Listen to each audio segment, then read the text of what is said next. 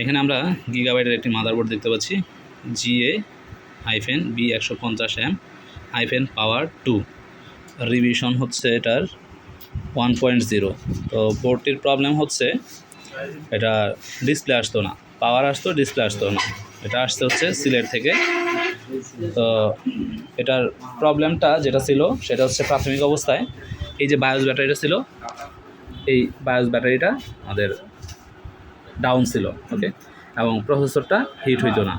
দেন আমরা যে বায়োসটা আছে এই বায়োসটা রিসেট করছি। অবশ্যই আপনারা বায়োস কীভাবে রিসেট করে সেটা আপনারা জানেন। এটা উল্টায়া 10 সেকেন্ড রাখলে, উল্টা করে লাগায় 10 সেকেন্ড রাখলে, এবং হচ্ছে এই যে র্যাম আছে এই র্যামটা আপনারা খুলে নেবেন। খুলে নেওয়ার পরে এটা রিসেট করবেন। রিসেট করার পরে যখন আমি পাওয়ার দিছি, পাওয়ার দেওয়ার পরে এখানে আমি এটা অফ করে দেখেন। অফ করার পরে এই যে আমাদের ডায়াগনস্টিক কার্ডটা আছে, এই ডায়াগনস্টিক কার্ডটা দেখেন 7 থেকে 8 বার বা 10 বার এটা রিসেট এই ভেরিয়েশন হবে। এই কোডটা 8 থেকে 10 বার ভেরিয়েশন হবে এবং ডিসপ্লে চলে আসবে। দেখেন এই যে ডিসপ্লে চলে আসছে আমাদের, এবং এই যে কিবোর্ডের মধ্যে ডিসপ্লে আসছে, ওকে। তো এই বিষয়টা খেয়াল রাখবেন। আমি আবার অফ করতেছি, অফ করি, দেখেন অফ হয়েছে, খুব ফাস্ট অন অফ হয়। তো এখানে আমি আবার পাওয়ার দিচ্ছি, পোর্ট ভেরিয়েশনটা দেখেন।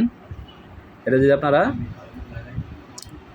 স্লো দেখেন সেক্ষেত্রে দেখবেন যে এটা এখানে 8 থেকে 10 বার ভেরিয়েশন হচ্ছে এবং ডিসপ্লে আসতেছে।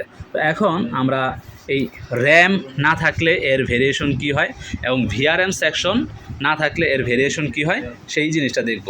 তো আমরা পাওয়ারটা অফ করতেছি। এখন পাওয়ার অফ করে আমরা প্রাথমিক অবস্থায় এটার যে র্যাম আছে র্যামটা খুলে তারপরে এই ভেরিয়েশনটা দেখব, ওকে। দেখেন আমরা পাওয়ারটা দিচ্ছি,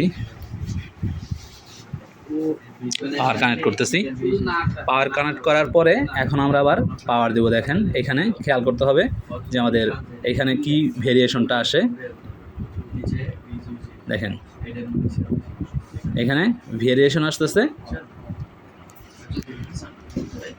C1, হ্যাং করে আছে, ডিসপ্লে নাই, ওকে। এখানে আমাদের র্যাম যে মিসিং সেটা এখানে দেখাচ্ছে, ওকে। অফ হয়ে গেছে, আবার রিস্টার্ট দিছে। FE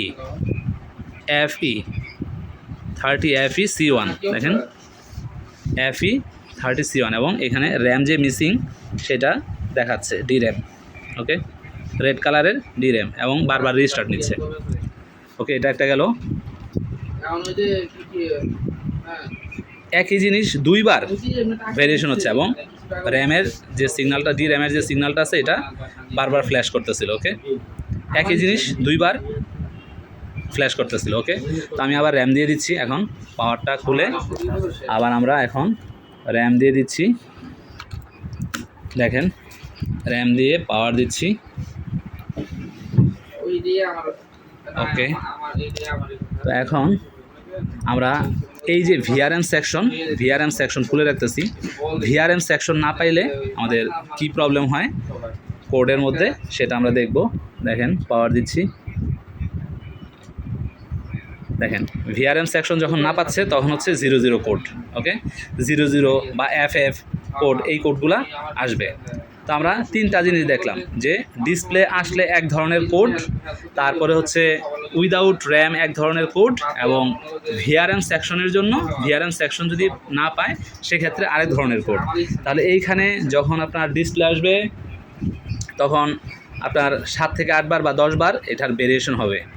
আর র্যাম যদি না পায় সেক্ষেত্রে হচ্ছে আপনার 2 থেকে 3 বার বা 2 বার ভেরিয়েশন হবে কোডের। আর হচ্ছে ভিআরএম যদি না পায় সেক্ষেত্রে হচ্ছে আপনার এখানে এই 00 FF এই কোডগুলো শো করবে। তো এ থেকে আপনারা বুঝতে পারবেন যে আমাদের মাদারবোর্ডে কী প্রবলেম হচ্ছে। Thank you.